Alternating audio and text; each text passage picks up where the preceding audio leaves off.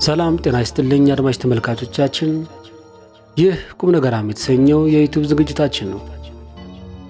ለዛሬ አሳፍ ኃይሉ የሳጥናኤል ጎል ኢትዮጵያ በሚል ርዕስ ስር ያሰፈረውን እንደሚከተለው እናቀርብላችኋለን።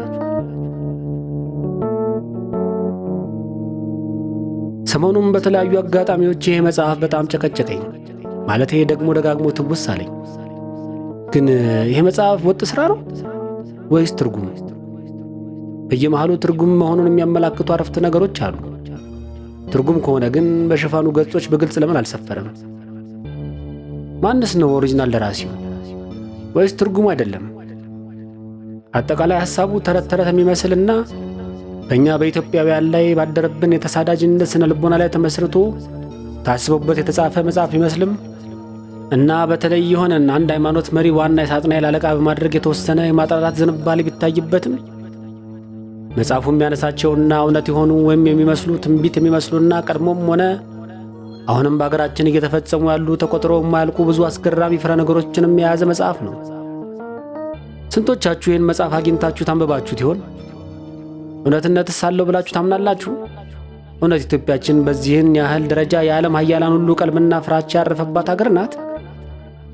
ጥንታዊ ስረ መሠረታችን፣ ግዕዛችን፣ መጽሐፈ ሄኖካችን፣ ነጃሻችን፣ የግዮን ወንዛችን፣ ጥበባችን፣ ሚስጥራችን ብዙ ዋጋ እያልሰጠነው የመጣ ነው። እምቅ ሀብታችንስ ግን በመጽሐፉ የተባለለትን ያህል የተጋነነ ነው በሆኑ?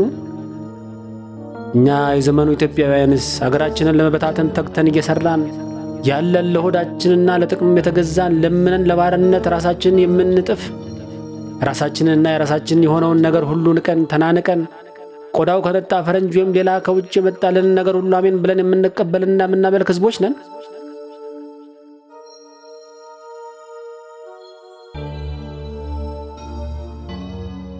የሳጥናኤል ጎል በኢትዮጵያ አስገራሚ ትንቢቶችን፣ አስገራሚ ሀገራዊ ሂሶችን፣ አስገራሚ ትንታኔዎችን የያዘ አስገራሚም አነጋጋሪም መጽሐፍ ይመስለኛል።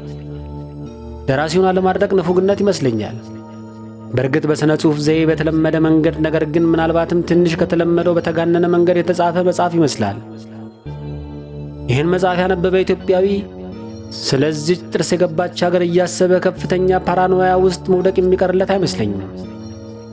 በሶቪየት ኅብረት ላይ የተቃጣ ታላቁ ሴራ የሚለውን ከሶቪየት መፈራረስ በፊት እንደ ትንቢት በሚመስል አኳን የተጻፈ ዓመታትን ያስቆጠረ መጽሐፍም የሚመስል ነገር አለው። በኢትዮጵያችን ላይ የተዶለተን ዓለም አቀፍ ሴራ የሚያጋልጥና የዓለም መጀመሪያም ሆነ መጨረሻ እዚችው ምድራችን ላይ እንደሚፈጸም በትክክል ራሱን ባሳመነ አጥኝ የተጻፈ የሚመስል መጽሐፍም ነው ይህ መጽሐፍ። በእርግጥም ብዙዎች በዚች ውዲቷ ምስኪን ሀገራችን ላይ ለተከታታይ ክፍለ ዘመኖች የዘነበባትን ግልጽና ስውር የሰይፍ ዝናብ ልብ ብሎ ያየ ማንም ለሀገሩ የሚቆረቆር ኢትዮጵያዊ በዚህ መጽሐፍ ውስጥ የቀረቡ ትረካዎች የቱንም ያህል የተጋነኑ ይመስሉ ግን ቢያንስ መሠረታቸው ወይም መነሻቸው እውነት እንደሆነ ግን መካድ የሚቻለው አይመስለኝም። በዚህ መጽሐፍ ውስጥ አሁን ራሱ በዓይናችን ፊት እየተከናወኑ ያሉ ብዙ ሀገራዊና ዓለም አቀፋዊ ክስተቶችና ዜናዎች እንደ ጉር ተከትበው ይገኛሉ። ደጋግሜ እንዳልኩት በዚህ መጽሐፍና በደራሲው አለመደነቅ የሚቻል አይደለም። አንድ በወታደራዊ ደርግ መንግሥት ውድቀት ዋዜማ ላይ በምዕራቡ ዓለም የፕሮቴስታንት ሃይማኖት አንድ ሰባኪ የተጻፈና በእኛ ሀገርም መጪው ጊዜ በሚል ተተርጉሞ በተማሪነቴ ዘመን ያነበብኩት መጽሐፍም ትዝ አለኝ። ያም መጽሐፍ ሦስተኛው የዓለም ጦርነት ወይም አርማጌዶን የሚነሳው የሚካሄደው በኢትዮጵያ ነው ሲል ተንብዮ ነበር። ይሄ መጽሐፍ ቲሙ ወይም ማጠንጠኛው ያው ሆኖ ዓላማውና ወገንተኝነቱ ግን ይለያል። ያኛው ወይም መጪው ጊዜ ትንቢቱ ባይሳካለትም የአገራችንን ወታደራዊ ሶሻሊስት መንግሥት በዓለም ፊት አስፈሪና አደገኛ አድርጎ ለማቅረብ የቻለውን ሰርቶ ያለፈ የጠላት መጽሐፍ መሆኑን ለማስተዋል ሳይንቲስትነት አይጠይቅም ነበር። በሳጥናኤል ጎል ኢትዮጵያ ላይ የልዑሉን፣ የጨለማውን አምላክ፣ የሉሲፈርን፣ የባፎሚትን እና የጂዎችን መሪዎችና የቫቲካንን ጳጳሳት ከዘመኑ ቱባ ቱጃሮችና ቴክኖሎጂዎች፣ የገንዘብ ተቋማትና ጸረ ሃይማኖተኝነት ዝንባሌ ጋር እያዋዛ በጣም በሚያምርም በሚያስቅም ታማኝነት ባለው ድራማቲክ ለዛ በጽሑፍ ለማቅረብ በጣም የተሳካለት መጽሐፍ አድርጌ ወስደዋለሁ። ለዛሬ ከጭቅጨቃው ለማምለጥ ሳይረሳኝ ይችን መነሻ ሐሳብ ከከተብኩ ወደፊት ደግሞ ስለ መጽሐፉ የመሰጡኝን ዘርዘር ያሉ ነገሮች ይዤ ብቅ ማለት አይቀርም።